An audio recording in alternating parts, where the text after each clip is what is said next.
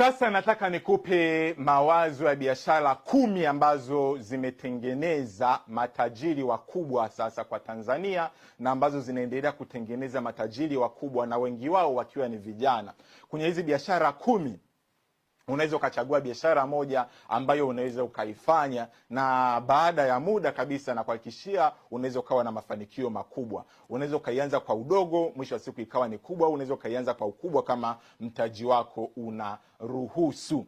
Biashara ya kwanza ni kutengeneza pesa nyingi sana sasa kwenye sekta ya kilimo kibiashara. Biashara ya pili ni biashara ya kuagiza bidhaa nje ya nchi, sasa China, kwa sababu China bidhaa ni bei nafuu sana, na kwa sababu sasa hivi Watanzania wengi wameibuka kwenye biashara, basi wewe unaweza ukawa unaagiza bidhaa China, aidha kwa kwenda au ukajifunza kuagiza kupitia na Alibaba pamoja na Tabu na mitandao mingine ya China. Kikubwa hapo unaweza ukajifunza namna ya kuagiza, lakini pia ukajifunza namna gani ambavyo unaweza ukaepuka utapeli pamoja na kuuziwa bidhaa ambazo hazina ubora tofauti na zile ambazo umeagiza. Lakini kimsingi kama utakuwa una uwezo wa kuagiza bidhaa China direct kutoka viwandani au kwa masupplier wakubwa, una uwezo wa kutengeneza faida sana, kwa sababu mwisho wa siku wewe utakuwa unawauzia wafanyabiashara wa Tanzania. Kwa hiyo hii ni biashara ambayo inatengeneza matajiri wakubwa sasa vijana. Ni siku hizi nimekuwa nikiona mabinti vijana wakiwa wakienda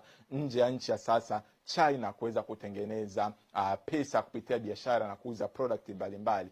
Kwa hiyo wewe pia unaweza kufikiria hii biashara na ukaifanya. Na sio lazima utafute pesa kwenda kusafiri nje, lakini pia unaweza ukaanza kwa kuwa unaagiza mtandaoni kupitia Alibaba. Na kama haujui, mimi pia naweza nikakusaidia namna gani ambavyo unaweza ukaagiza bidhaa nje kupitia Alibaba. Nina madarasa ambayo nimekuwa nikifundisha watu online, lakini pia physical, lakini pia ninaandaa safari za kwenda China kwenda kujifunza juu ya mambo ya biashara. Kwa hiyo pia kama unatamani kwenda China na hujui sehemu gani ya kuanzia, mimi naweza nikakusaidia aidha kujiunga na madarasa, kuelekezwa au kukusaidia namna ya kwenda China. Hiyo ni biashara ya pili ambayo ni nzuri zaidi. Biashara ya tatu ni kuuza bidhaa kwa jumla. Hii tunazungumza kama chimbo, kutengeneza chimbo. Na kuuza bidhaa kwa jumla, yoyote ile bidhaa. Unaweza ukaamua labda ukawa unauza furniture kwa jumla, ukawa unauza wafanyabiashara wengine. Unaweza ukaamua ukawa unauza bidhaa za elektroniki kama vile ma TV,